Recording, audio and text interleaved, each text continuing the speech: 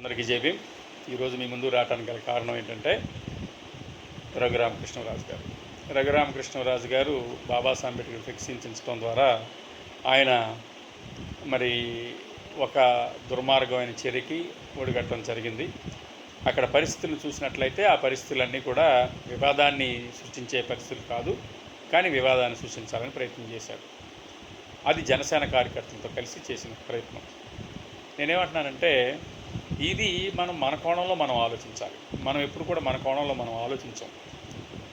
ఒక చర్య యాక్షన్ ఎవడన్నా చేస్తే దానికి రియాక్షన్స్ ఫేస్బుక్లోను వాట్సాప్లోనూ మనం కనపడాలని తాపత్రంలో చేస్తామో, లేదా రెచ్చగొట్టే దూరంలో చేస్తామో మనకు తెలియదు. లేదా ఎవరన్నా మనల్ని కూడా ఎవరన్నా కాదు, మనల్ని కూడా వేరే వాళ్ళు రెచ్చగొడుతూ ఉంటారు. మనం అదే చేస్తూ ఉంటాం. మనం ఎప్పుడు కూడా మనం ఒక ఇండివిజువల్గా అంబేద్కర్ వాదులుగా ఎప్పుడు ప్రవర్తించాలి. మనం ఎప్పుడు కూడా పార్టీలు ఉంటే ఆ పార్టీ మాలలుగా, లేకపోతే ఆ పార్టీ మాదిగలుగా, లేదంటే చర్చిలకు వెళ్తేనే ఆ దేవుడు మాలలుగా. నేను చాలామందిని మన వాళ్ళని గమనించాను. వాడు క్రైస్తవుడు అయితే హిందూగా ఉన్నవాడు వాడిని తిడతా ఉంటాడు క్రైస్తవుడిని. వాడు తెలుగుదేశం పార్టీ అయితే వాడు వైసీపీలో ఉన్నవాడిని తిడతా ఉంటాడు. వాడు వైసీపీ అయితే తెలుగుదేశం ఉన్నవాడిని తిడతా ఉంటాడు. ఇలా తిట్టడానికి ఉపయోగపడతారు తప్ప జాతి కోసం మనం ఎక్కడ కూడా ఉపయోగపడింది ఎక్కడ కనిపించదు. నేను మీకు చెప్పదలుచుకున్నది ఒకటే. ఈ రోజున మనం ఆలోచించాల్సింది ఏంటంటే, గత కొన్ని సంవత్సరాలుగా అంబేద్కర్ వాదులు అనేవాళ్ళు ఒక ప్రణాళికాబద్ధంగా కాకుండా, ఈ నిర్మాణాత్మకంగా కాకుండా ఒక పాలేరులుగానే పనిచేసే పరిస్థితి కనిపిస్తూ ఉంది. దానివల్ల ఇటువంటి పరిస్థితులు వస్తున్నాయి. ఈ దేశం మొత్తం మీద క్రీమి లేయర్ ఒక చర్చ జరుగుతున్నప్పుడు, క్రీమి లేయర్ని మనువాదులు తీసుకొస్తున్నప్పుడు, మనువాదులకు వ్యతిరేకంగా అంబేద్కర్ వాదులు నిలబడ్డారన్న విషయం మీరు గమనించాలి దయచేసి. ఈ దేశంలో గతంలో మనువాదులు వాళ్ళు ఈ దేశంలో రాజ్యాన్ని ఎస్టాబ్లిష్ చేసుకోవాలనుకున్నప్పుడు వాళ్ళకు అడ్డుగా నిలబడిన వాళ్ళు ముస్లిమ్స్ అని చెప్పి హిందువులను ఆర్గనైజ్ చేసి రాజ్యాన్ని తెచ్చేసుకున్నారు. తెలంగాణలో కూడా అదే చేశారు. తెలంగాణలో అదే ప్రయత్నం చేశారు, కానీ అక్కడ జరగల. అక్కడ ముస్లిమ్స్ని చూపించారు, మనువాదులు పాలన చేయాలనుకున్నారు. అదే ఇక్కడ కూడా జరుగుతున్నది ఏంటంటే, ముస్లింలు చూపించడానికి ముస్లిం లేడు. ఇక్కడ ఎవడున్నాడంటే క్రైస్తవుడు ఉన్నాడు. ఈ విషయాన్ని మనం గమనించాలి. ఈ విషయాన్ని మనం గమనించి క్రైస్తవుల మీద రెచ్చగొడితే క్రైస్తవులను చూపించి హిందువులను ఆర్గనైజ్ చేయాలని అనుకుంటున్నారు. కాబట్టి క్రైస్తవులు అనే ప్రయత్నాన్ని చేస్తున్నారు. అందుకు రఘురామకృష్ణరాజు గారు క్రైస్తవులు అనే మాటని ఇచ్చేశారు. ఆయన ఇంకో మాట కూడా మాట్లాడారు. ఏమనంటే, వీళ్ళు దొంగ సర్టిఫికేట్ పెట్టుకుని నిజంగా అట్రాసిటీ జరిగితే మేమేమి తప్పుగా భావించట్లేదు, వాళ్ళని చేయొచ్చు, దొంగ అట్రాసిటీ కేసులు పెడుతున్నారు అనే భావాన్ని అయ్యా, మా వాడు క్రైస్తవుడు అయినంత మాత్రాన మమ్మల్ని మన్నా చౌదరి గారు, అనిలు శాస్త్రి గారు, లేదనుకుంటే సురేష్ నాయుడు గారు మాకేమీ వాళ్ళ బిడ్డల్ని ఇచ్చి పెళ్ళిళ్ళు చేయట్లా.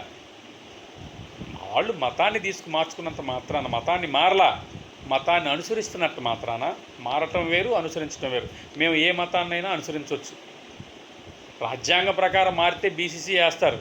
మా ఇళ్లలో అందరి దేవుళ్ళు మేము పెట్టుకోవచ్చు, ఎవరినైనా పెట్టుకోవచ్చు.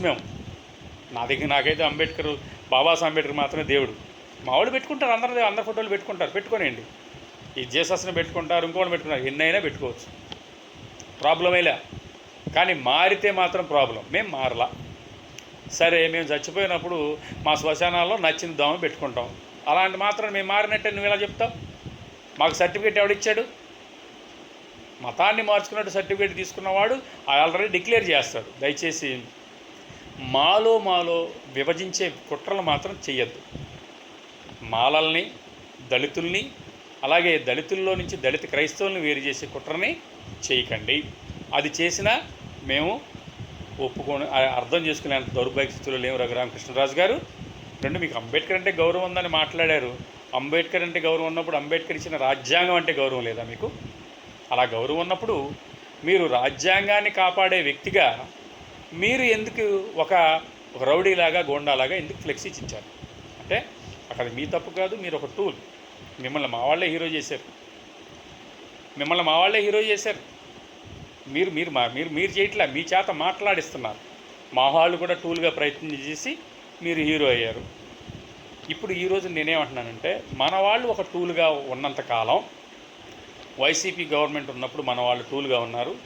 టీడీపీ గవర్నమెంట్ వచ్చిన తర్వాత మన వాళ్ళకి సరైన పోస్టింగ్లే లేకుండా పోయింది. కానీ మరొకే ఇప్పుడు మనకు తెలిసిన ఒక మన ఐపీఎస్ ఆఫీసర్లకి అక్కడ కూడా ఏమైనా గౌరవం లేదు. అక్కడ కూడా మనం ఇబ్బందులు పడ్డాం. ఇక ఈ గవర్నమెంట్ వచ్చిన తర్వాత ఈ పరిస్థితి కారణం ఏంటంటే, మనం ఆ ప్రభుత్వాలకు అనుగుణంగా ఒక ఐపీఎస్ ఐఏఎస్లకి ఇలాంటి పరిస్థితి, దౌర్భాగ్య పరిస్థితి వచ్చినప్పుడు కామన్ మ్యాన్ పరిస్థితి ఏమిటి గమనించండి. అందుకే మన సంఘాలు ఎలా ఉండాలంటే అంబేద్కర్ సంఘాలుగా ఉండాలి. అంబేద్కర్ ఆలోచన విధానంతో నడిచే సంఘాలుగా ఉండాలి.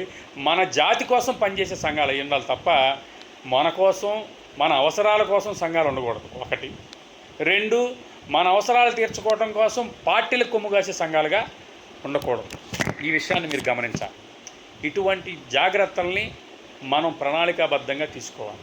రెండో అంశం, చర్చిల విషయంకి వచ్చేసరికి నువ్వు దేవుడి దగ్గరికి వెళ్తావు తప్ప అంబేద్కర్ దగ్గరికి రావు. బాబాసాహెబ్ అంబేద్కర్ని నీ చర్చిల్లో పెట్టే పరిస్థితిని నువ్వు తీసుకురాగలిగినప్పుడు నీలో మార్పు మొదలవుతుంది. ఖచ్చితంగా నేను క్రిస్టియన్గా అనుసరిస్తూ జీసస్ చర్చ్ గురించి అనుసరిస్తూ అంబేద్కర్ వాదాన్ని తిరిగే వాళ్ళు ఉన్నారు, వాళ్ళకి హ్యాట్స్ ఆఫ్ చెప్తున్నా. కానీ మేము ఎక్కడి నుంచో ఊడిపడ్డామనే మనుషులు మాత్రం ఉన్నారు, వాళ్ళకి నేను హెచ్చరిక చేస్తున్నా. ఈ రోజున నీ మీదకి వచ్చాడంటే కారణం నిన్ను కాపాడటం కోసం అనిల్ శాస్త్రి గారో, సురేష్ నాయుడు గారో, లేకపోతే మన్నా చౌదరి గారో రాలేదు, ఈ అంబేద్కర్ వాదులే వస్తున్నారన్న విషయం గమనించాలి. అందుకనే మనం క్రైస్తవులుగా ఉన్నప్పటికీ దళిత క్రైస్తవులు వేరు, వాళ్ళు వేరు అనే విషయాన్ని మనం ఖచ్చితంగా మన పరిపాలిస్తున్న వాళ్ళకి అర్థమయ్యేలాగా మన ప్రవర్తన ఉండాలా. అంతేకాకుండా మనం ఏ పార్టీకి కొమ్ము కాసే వాళ్ళం కాదు. ఏ పార్టీ అయినా సరే, మనకు రాజ్యాధికారం లేదు కాబట్టి పవన్ కళ్యాణ్ గారిని చూసి నేర్చుకోండి. చేగువేరా అన్నాడు, తెలుగుదేశం మరి ఆ రోజున కమ్యూనిస్టుల దగ్గర చేసుకున్నాడు, అక్కడ వర్కౌట్ అవ్వాలా. మాయావతి గారి కాళ్ళ మీద పడ్డాడు, అక్కడ వర్కౌట్ అవ్వాలా. చివరికెళ్ళి మరి బీజేపీ కాళ్ళ మీద పడ్డాడు, వర్కౌట్ అయింది, వాళ్ళకు ఉపయోగపడుతున్నాడు. That's all. మరి మందకృష్ణ మాదిగని చూసి నేర్చుకోండి. వైసీపీ గవర్నమెంట్లో, వైసీపీ కన్నా కాంగ్రెస్ గవర్నమెంట్లో ఉన్నప్పుడే కదా వాళ్ళకి సపోర్ట్ చేశారు. తెలుగుదేశం గవర్నమెంట్ కూడా వాళ్ళకి సపోర్ట్ చేసింది కదా.